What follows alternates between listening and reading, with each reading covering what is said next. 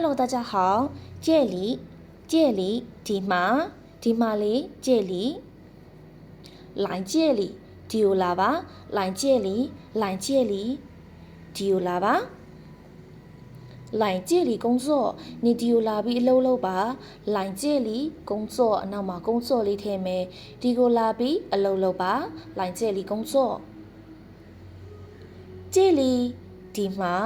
有人吗လူရှိလားအဲ့တော့ဒီမှာလူရှိလားဒီမှာဆိုတော့这里有人吗这里有人吗可以ဆိုတာရမလားလို့မေးတာ可以နောက်ဆုံးလေးမှာမအဲ့တော့可以吗ဆိုတာရမလား可以坐这里吗坐ဆိုတာထိုင်နေ可以坐这里ဒီမှာ可以坐这里吗可以坐这里吗အဲ့တော့ဒီမှာထိုင်လို့ရလားဆိုရင်ဒီစာကြောင်းလေးကိုပြောမယ်可以坐这里吗可以坐这里吗那里ဆိုရင်ဟိုမှာအဲ့ဒီမှာလို့ပြောတာเนาะ那里ဟိုမှာလေမနေ့ပတ်စံဟိုမှာ那里去那里ဟိုဘက်သွားပါဟိုသွား去那里我去那里ငါဟိုသွားလိုက်မယ်အဲ့လိုပြောလို့ရတယ်เนาะဟိုဘက်သွားမယ်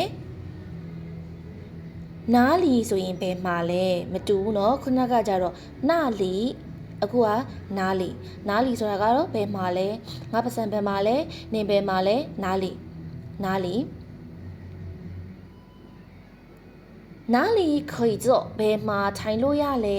ဘယ်မှာထမင်းစားလို့ရလဲเนาะဘယ်မှာဆိုလို့ပြောချင်း哪里